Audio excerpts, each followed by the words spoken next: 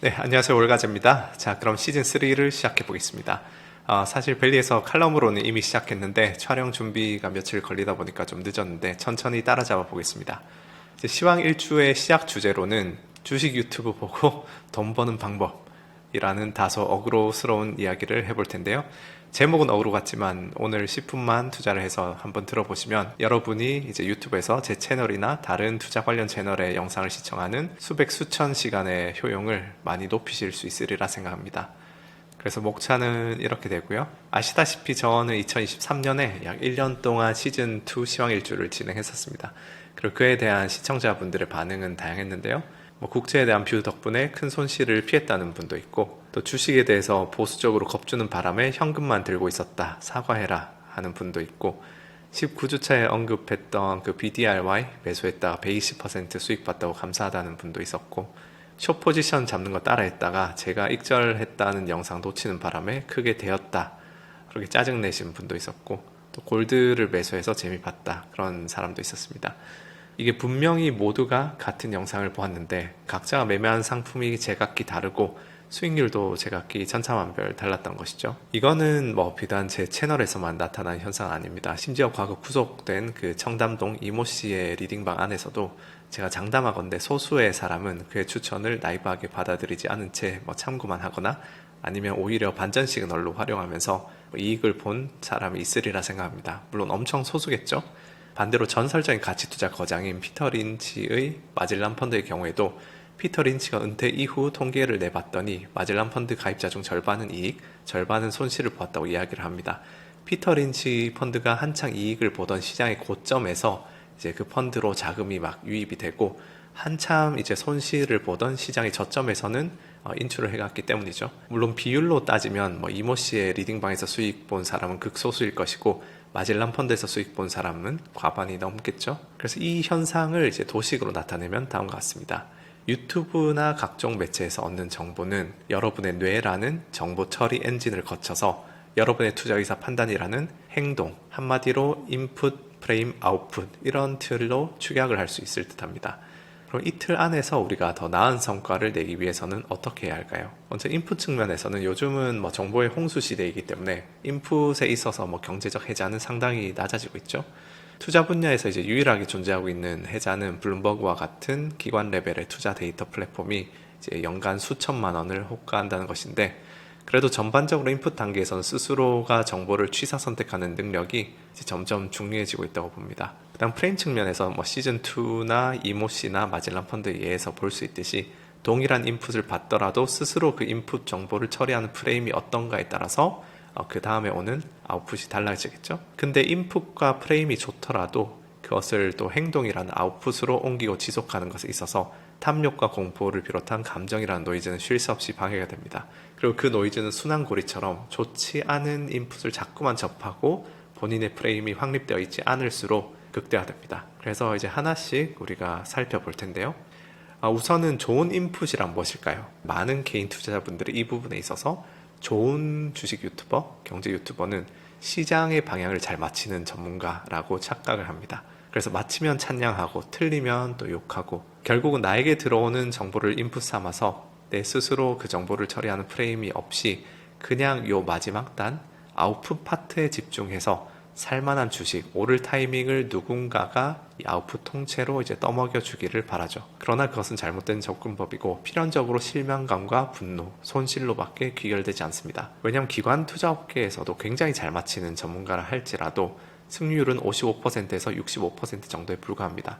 그 맞고 틀리는 반복 속에서 틀린 것보다 맞는 것을 좀 더 하면서 이제 누적으로 확률적 우위를 중첩해 나가는 것이 투자이기 때문이죠. 90%, 100% 확률로 시장 방향성을 맞히는 것은 초급윈도 매매의 영역에서나 가능한 것입니다. 그렇기 때문에 여러분이 스스로 정보를 인풋으로서 처리하고 그것을 본인의 투자 철학과 스타일에 알맞게 처리하는 프레임 없이 뭐 사야 되나? 지금 사야 되나? 그렇게 해답을 떠먹여주는 식의 아웃풋에만 집중하다 보면 이런저런 노이즈 속에 휩쓸리고 결국은 영상 보는 시간도 낭비하고 계좌도 손실만 남는 결과가 초래되겠죠. 그렇기 때문에 잘 맞힐 것 같은 사람을 계속해서 이리저리 따라다니는 것은 여러분의 삶에 백해무익합니다. 그것은 저 또한 마찬가지입니다. 저는 뭐 기관 트레이더 시절 나름 나쁘지 않은 상위권 성적을 가지고 있었다고 생각은 합니다. 뭐 샤프 지수로는 2.8 정도였고 성적 나쁘면 3개월 단위로 잘리는 곳에서 쭉 있다가 이제 다른 곳 오퍼 때문에 이제 떠나게 됐으니까요. 근데 그 직후에 이제 이세돌 씨, 그리고 알파고 즈음에 제가 데이터 과학적으로 전향하면서 그쪽이 유망할 것 같아서 분야도 바꾸고 다른 것에 이제 매진했던 기간도 꽤 길기 때문에 이제 퀀트로 따지면은 저희 뉴로퓨전 회사의 그 제임스 그 인터뷰에 나오셨던 그 MIT 출신 초오빈도 매매 트레이더나 아니면 프린스턴 출신 골드만 퀀트인 에릭에 비해서 부족하고 펀더멘탈 분석으로 따지면은 또 뭐 시티뱅커 출신인 에이버리 혹은 지금 벨리 플랫폼에서 이제 거장 시리즈 해주시고 계신 홍진채 대표님 현역으로 10수년간 시장을 이겨오신 그런 펀더멘탈 가치 투자 기반 운용력에 비해서 펀더멘탈을 보는 눈도 부족하고 매크로로 따지면은 또 매크로를 전문적으로 수십 년 동안 봐오신 뭐 글로벌 모니터의 안근모 편집장님 같은 분의 미칠 바가 안 됩니다. 그리고 뭐 수익률로 따지면 제가 아니라 20년, 30년간 초과 수익을 내온 그런 거장들의 이야기에 더 많은 귀를 기울여야겠죠. 근데 여러분의 투자와 재테크에 있어서 피와 살이 되는 좋은 인풋이 될 수 있는 컨텐츠가 되기 위한 요건은 앞서 말씀드린 그런 요건들과 결이 좀 다릅니다. 좋은 인풋의 조건은 첫째, 본인의 프레임에서 처리하기 좋은 형태의 정보입니다. 그리고 거기서 더 나아가서 본인의 프레임, 그러니까 투자 정보를 어떻게 처리하는지 그것을 업그레이드 해줄 수 있는 그런 정보라면 금상첨화겠죠. 이제 저 두 가지를 만족하는 컨텐츠를 찾는 것은 간단한데 납득할 만한 논리로 근거를 제시하고 그에 대한 리스크나 반론도 다루는 컨텐츠입니다. 만약에 어떤 컨텐츠가 그런 후자, 그러니까 리스크나 반론이 부재하다면 비슷한 토픽에 대한 반대 의견을 스스로 찾아보시면 됩니다. 그래서 사실 저는 뭐 3프로나 언더스탠딩에 나오는 대부분의 애널리스트 분들의 의견은 전부 청취해 볼 만하다고 생각합니다. 왜냐하면 전망이 뭐 더 잘 맞고 누가 더 틀리고 그런 아웃풋의 차원에서 하는 이야기가 아니라 제도권에 계신 분들인 만큼 그저 카더라가 아니라 그게 맞든 틀리든 근거와 자료를 토대로 주장을 전개하기 때문에 여러분의 인풋과 프레임 쪽에 도움이 되기 때문이죠. 그래서 저 또한 이 두 가지를 주안점으로 삼아서 시황 컨텐츠를 진행하면서 예측이 틀리든 맞든 간에 그 예측의 근거가 되는 논리를 최대한 상세히 설명하고 제가 왜 그렇게 생각하는지 그리고 투자의 본질적인 부분, 뭐 확률적 우위라든지 자금의 우위라든지 절제의 우위 등을 강조하는 것에 이제 주안점을 두어왔습니다. 그것이 투자 컨텐츠를 만드는 사람으로서의 정도라고 생각하기 때문이죠. 그러니까 여러분은 차라리 월가제는 족밥이라고 생각하시는 것이 좋습니다. 참고로 족밥은 이상한 의미가 아니고 좁쌀로 지은 밥에서 유래된 말입니다.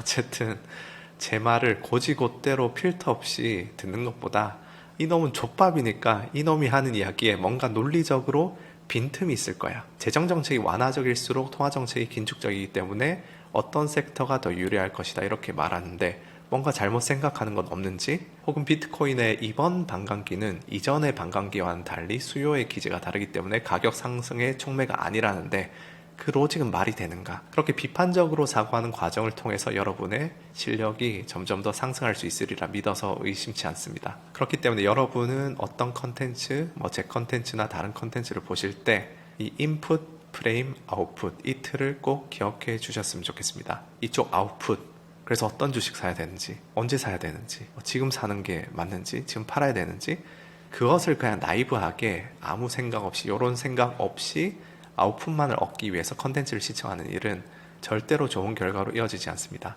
본인의 프레임으로 프로세싱을 할 그런 좋은 논리와 근거가 있는 인풋을 얻기 위한 그런 목적의식을 가지고 투자나 주식 컨텐츠를 시청해야만 스스로의 실력도 성장하고 장기적인 관점에서의 그런 본인의 계좌 잔고도 불어나겠죠. 그래서 그게 인풋 측면이고요. 그럼 두 번째로 좋은 양질의 인풋을 골라서 취한다 하더라도 그 인풋을 프로세싱하는 스스로의 프레임, 그 정보 처리 엔진이 미숙하다면 좋은 아웃풋으로 연결될 수 없습니다. 그렇다면 나의 정보 처리 엔진, 투자하는 뇌는 어떻게 업그레이드 할 수 있을까요? 단 하나의 키워드만 기억하시면 됩니다. 그 키워드를 실행하는 데는 돈도 들지 않고 누군가를 필요로 하지도 않고 어떤 도구나 어떤 사이트에 가입할 필요도 없습니다. 이 키워드 하나만 기억하신다면 점진적으로 삶을 살아가면서 투자 실력은 자연스럽게 향상될 것입니다. 그리고 그 마법의 키워드는 바로 근거입니다. 근거, 이 하나의 단어가 여러분이 앞으로 100세 시대에서 70년, 80년간 재테크를 쭉 하시면서 살아감에 있어 일평생 화두로 삼고 있어야 하는 단 하나의 단어라고 생각합니다. 지금 한번 여러분이 투자를 해오시면서 큰 손실을 냈던 기억을 떠올려 보셨으면 좋겠습니다. 그때 투자했던 논리와 근거는 무엇이었나요? 반대로 큰 수익을 냈던 기억을 떠올려 보셨으면 좋겠습니다. 그때 투자했던 그런 논리와 근거는 무엇이었나요? 만일 스스로 명확한 근거를 가지고 투자를 했다면 그 투자가 실패로 끝나더라도 그게 실패한 원인을 찾고 되풀이하지 않을 수 있고, 그 투자가 성공으로 끝나더라도 그게 운이었는지 아니면 내 논리가 맞았는지 검증할 수 있습니다. 그러나 만약에 그 논리와 근거가 그저 유명한 유튜버가 추천해서 라던가 그냥 시장이 오르길래 따라 샀다던가 지인이 이야기해서 산 것이라면, 그렇기 때문에 스스로 명확한 문장으로 내가 그 주식을 왜 샀었는지 이야기할 수 없다면 그것은 자신의 삶과 재산을 불어오는 바람 따라서 표류하듯 무책임하게 흘려보내는 행위를 반복하고 있는 것이나 다름없습니다. 근거라는 키워드를 염두에 두지 않고 투자에 임하는 것은 마치 시험을 준비하기 위해 문제집을 풀면서 채점만 하고 오답 해설을 보지 않는 것과도 같습니다. 오늘은 몇 개 틀렸구나, 오늘은 많이 맞았구나 하면서 하루하루 흘려보내면 과연 성적이 좋아질까요? 마찬가지 맥락에서 오늘은 수익을 냈구나, 오늘은 손실을 냈구나 하면서 하루하루 흘려보내면 절대로 투자 실력이 늘고 수익이 누적될 수가 없습니다. 그래서 근거, 가장 중요한 키워드고요. 그리고 문제집을 풀 때도 틀린 문제에 대한 오답 노트를 만들면 훨씬 더 성장이 가팔라지듯이 투자 임함에 있어서도 짧게라도 그냥 중장기 투자하시는 분들은 그냥 이번에 몇 달 가지고 있던 주식에 대해서 그냥 한 페이지 정도라도 본인의 투자에 대한 기록을 남기면 금상첨화입니다. 그런데 이런 이야기를 하면 항상 나는 시간이 없다, 본업이 바쁘니 여유 생기면 하겠다, 혹은 방학하면 해야겠다, 이런저런 핑계로 차일피일 미루는 분들이 많습니다. 근데 솔직히 말해서 모두가 가슴에 손을 얹고 생각을 해보면 그런 케이스 중에 10% 정도면 진짜로 눈코 뜰 새 없이 바빠서 못하는 것이고, 90%의 경우에는 투자 공부할 시간이 없다고 하시면서 주구장창 내가 들고 있는 종목 MTS에 호가창 쳐다보고 또 유튜브 썸네일에서 앞으로 10배 갈 종목 알려준다 하면 클릭하고, 그러다가 쇼츠로 넘어가서 쇼츠로 30분 시간 쓰고, 그렇게 인풋과 프레임에 정진할 시간이 없다는 핑계를 대면서 정작 손쉬운 지름길로 보이는 방식으로 뭔가 아웃풋을 얻으려 하는 데는 정말 많은 시간을 허비합니다. 그래서 토끼와 거북이의 고사를 떠올릴 수 있을 것 같은데요. 근거 있는 투자를 하는 습관을 기르면서 조금씩 시간을 투입하는 것은 당장은 천천히 가는 것 같고 당장 가시적으로 내 수익률이 올라가는 것 같지도 않고, 반면에 누가 좋은 종목, 좋은 타이밍 알려줘서 아웃풋을 금방 떠먹여 주는 것은 토끼처럼 빨리 가는 것 같아도 결국은 거북이가 승리하게 되어 있습니다. 그렇기 때문에 반드시 본인의 투자에 대해서 글로도 적어보는 습관을 기르시면 좋겠습니다. 왜냐하면 쓴다는 행위는 단순히 투자 실력만 늘려주는 것이 아니라 본인의 근본적인 사고력을 증진시킬 수가 있습니다. 평소에 꾸준히 뭔가를 쓰는 습관을 가질 수 있다면 정말로 여러분의 삶에서 그 무엇과도 비교도 안 되는 천금 같은 습관이 될 거라 확신합니다. 제가 그에 대해서 1000% 확신을 가지고 있는 이유는 저 스스로가 18살 때부터 20년이 넘는 시간 동안 블로그에 홀로 글을 써왔고, 그 습관이 지금까지 제 성장과 삶에 준 효용은 엄청났기 때문이죠. 그리고 차트에 캔들스틱만 하루 종일 쳐다보고 있는 시기 아니라 중장기적인 관점에서 기업이나 산업이나 경제나 그런 매크로에 대해서 진중하게 공부하는 것은 단순히 투자뿐만 아니라 인생의 모든 면면에서 시야도 넓게 만들어지고 사고력도 깊게 해주는 그런 업그레이드 효과가 있습니다. 왜냐하면 종국적으로 회사 생활, 커리어 발전, 가정 생활, 인간관계를 포함해서 인생을 살아간다는 것은 이 인풋, 프레임, 아웃풋 전부 나에게서 세상에서 들어온 정보에 대한 나라는 정보 처리 엔진이 아웃풋이라는 행동을 도출하는 일이기 때문이죠. 그렇기 때문에 투자를 잘하기 위해서 양질의 정보를 습득하고 그 정보를 해석하는 노력을 하면서 나의 생각 근력을 축적하고 글을 쓰면서 사고력의 깊이를 증진시키고 또 주식시장에서 온갖 희로애락을 느끼면서 이를 조절해가는 과정들은 우리 인생의 화두, 그러니까 단순한 쾌락 도파민 추구와 후회의 반복이라는 고락의 그런 굴레 속에서 벗어나서 어떻게 하면 우리가 지적으로 풍요롭고 지속 가능한 행복의 상태를 찾을 것인가 라는 문제와도 매우 밀접하게 맞닿아 있다고 생각합니다. 그래서 그게 두 번째 프레임의 이야기였고요. 그런데 마지막으로 아무리 인풋과 프레임이 좋더라도 그것을 행동이라는 아웃풋으로 옮기고 지속하는 것은 또 다른 차원의 이야기입니다. 그리고 이 부분은 저 또한 마흔이 되고 투자 경력도 16년, 17년 가까이 되어가지만 여전히 갈 길이 멀었고 부족하다고 느끼는 부분입니다. 좋은 인풋을 좋은 프레임에 넣어서 좋은 결론을 도출했다 하더라도 그 결론을 제대로 실행하고 또 지속하는 과정에서는 탐욕과 공포를 비롯해서 갖가지 감정들이 노이즈로 작용합니다. 그리고 신기하게도 이 부분이야말로 그 사람의 투자뿐만 아니라 그 사람의 삶의 다양한 면면에서 나타나는 양상과 매우 밀접하게 관련이 됩니다. 예를 들어서 해야 할 숙제가 있고 공부가 있는데 게임 한 판만 해야지 생각해 놓고 주말 내내 해버린 사람은 분명히 내가 이 투자를 손절해야 한다고 이성적으로 느끼면서도 손실 회피 편향 때문에 질질 끌다가 더 큰 손실을 입을 확률이 매우 높습니다. 제가 시카고에 트레이딩을 하던 시절에 멘토 중에 이제 빅스 옵션이 출범했을 때부터 이제 그 시카고 옵션 거래소의 그 핏에서 매매하던 시니어 파트너가 한 명 있었습니다. 이제 그분에 대해서 아직도 인상 깊게 남아있는 기억은 시카고라는 도시는 겨울에 엄청 바람이 심하고 추운데도 불구하고 폭설이 오지 않는 이상 그분은 매일 아침 6시에 조깅을 했다는 점이죠. 그래서 그것과 일관되게 그의 매매는 언제나 절도가 있었습니다. 손절도 칼 같았고, 근데 그 반면에 오일핏 쪽의 파트너는 하는 행동도 개차반이고 술도 포금을 하고 인턴들한테도 온갖 욕설이랑 괴롭힘을 가하는 사람이었는데, 종국적으로는 엄청난 손실을 내고 이제 본인의 그런 감정을 못 이겨서 손실이 눈덩이처럼 불어나서 해고되는, 그러다가 이제 옆 회사에서 박봉으로 매매하면서 조롱거리가 되는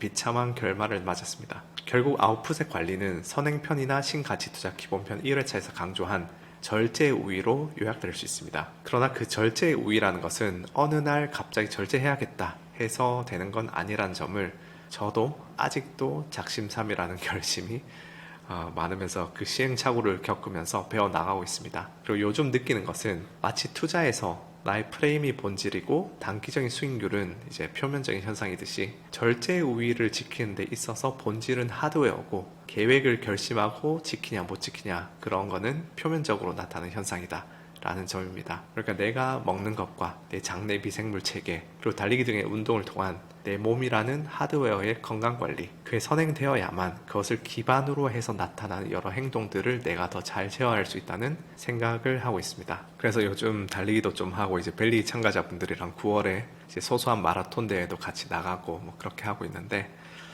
어쨌든 오늘 이제 시황일주 1편으로 여러분께 돌아와서 기쁘고요. 오늘은 제가 이제 플랫폼에 올렸던 시황 칼럼 2편을 토대로 조금 대회용으로 이제 변형해서 다뤄봤는데, 2편부터는 이제 투자 이야기를 본격적으로 좀 시작해 보겠습니다. 이제 시황 1주는 유튜브 쪽의 영상이고, 시황 칼럼은 이제 제가 벨리에 올리는 칼럼인데, 요즘 시황 칼럼이 이제 4가지 파트로 진행되고 있거든요. 이제 첫 번째 파트는 자산군별 동향, 제가 생각한 시나리오들과 리스크 등을 다루고 있고, 그 다음으로 이제 경제지표 동향 같은 경우에는 세부적인 경제지표들을 좀 자세하게 해부해보는 파트이고, 이제 세 번째 파트는 월가나 헤지펀드들의 소식 전해드리고, 그 다음 네 번째 파트는 데일리 인사이트라고 하는데 그때그때 유익한 내용 조금씩 다르게 다뤄드리는 부분입니다.